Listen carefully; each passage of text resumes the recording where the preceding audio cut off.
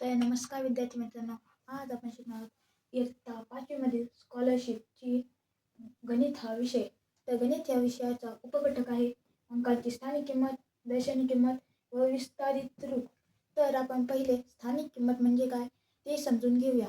स्थानिक किंमत म्हणजे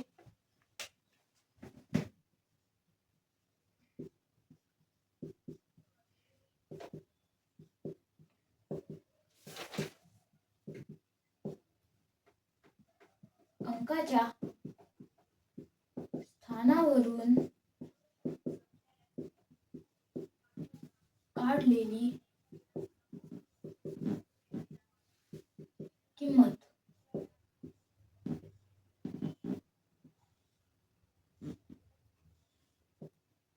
जसे 1915 यामध्ये आपल्याला 9 या संख्येची स्थानिक किंमत काढायची आहे. तर त्याची स्थानिक किंमत म्हणजे स्थानावरून, म्हणजे ते तिसऱ्या स्थानावर आहे, म्हणजे ते शतक या स्थानावर आहे, म्हणजे त्याचे होणार 9 व या पुढच्या संख्यांना आपण 0 हा अंक द्यायचा आहे.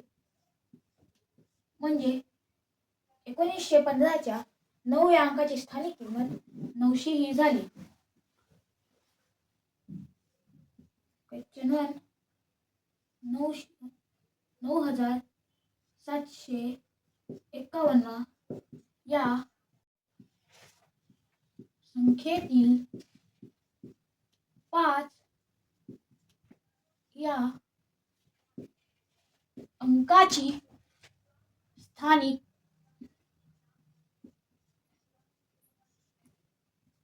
किंमत किती? तर या प्रश्नाचं उत्तर आहे 9751 मधील 5 या अंकाची आपल्याला काढायची आहे.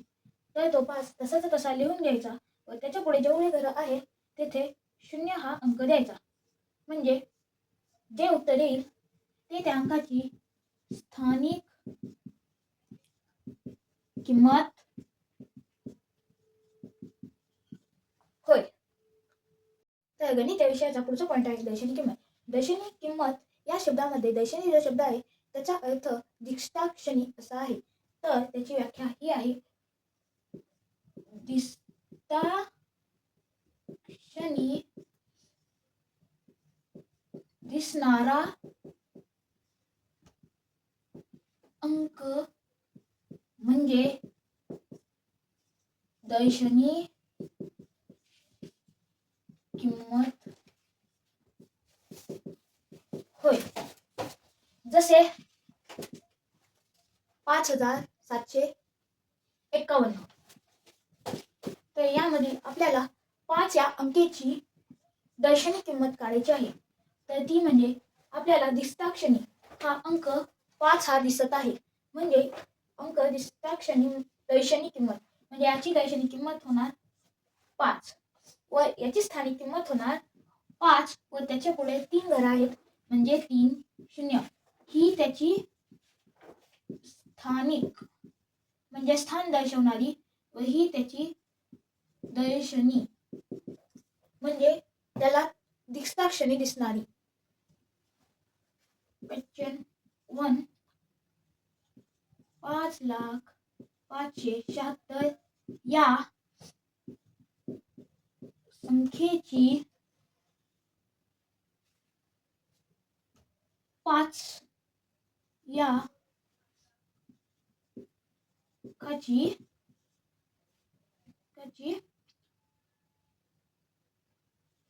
दर्शनी किंमत किती? तर हिच्या 2दा 5 आलाय म्हणून मी इथं 4 घेतो. मग आता आपल्याला अंक दिसत आहे 4,05,76. याची आपल्याला 5 या संख्येची दर्शनी किंमत काढायची आहे व दर्शनी म्हणजे दिसताक्षणी हा आपल्याला 5 हा अंक दिसत आहे, म्हणून याची दर्शनी किंमत 5 होय. गणित या विषयाचा तिसरा टॉपिक आहे विस्तारित रूप. विस्तारित रूप म्हणजे दिलेल्या संख्याच्या सर्व अंकांची स्थानिक किंमत बेरजेच्या रूपात लिहिणे म्हणजे विस्तारित रूप होय.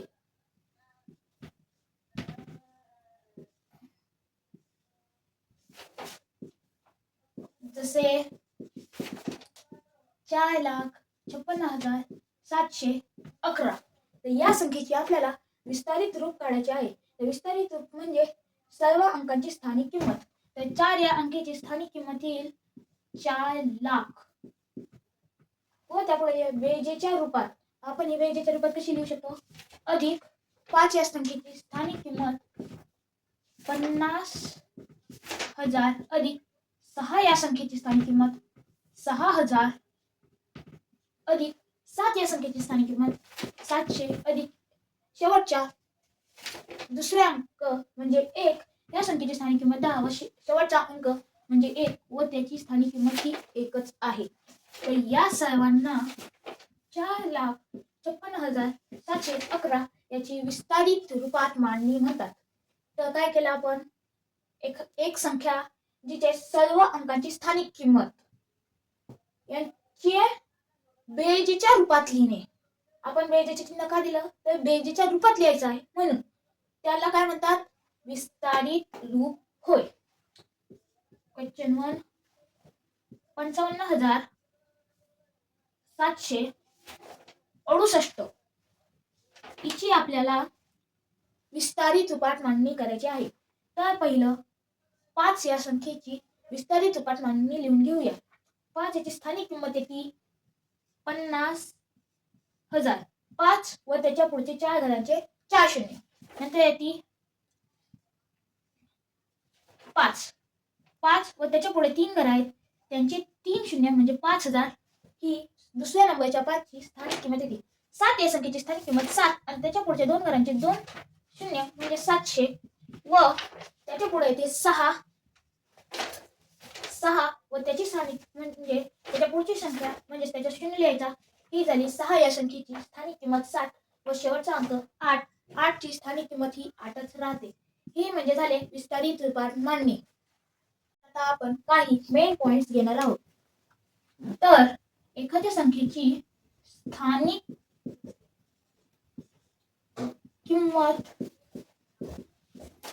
जी एकक या स्थानी आहे, एकक स्थानी ती सम किंवा विषम असते व बाकीच्या जे स्थान आहेत जसे दशक, शतक, हजार, दशहजार, लक्ष या स्थानाच्या संख्येची स्थानिक किंमत ही सम असते. जसं बघून घ्या 50,000 ही 50,711 यामध्ये पहिले 5 असायचे तर ही आली सम. दुसरा शून्य ती आली सम. पुढे 7 त्याची स्थानिक किंमत 700 ही सम. 1 त्याची स्थानिक किंमत सम व शेवटी उरलेला 1 हा म्हणजे विषम. कारण काय होते बघा, जेव्हा आपण एखादी संख्या ही स्थानिक रूपात लिहायला घेतो तेव्हा एकक सोडून जे पुढचे स्थान असतात त्यांच्या पुढे जे असतात त्यावर आपण शून्य लिहितो.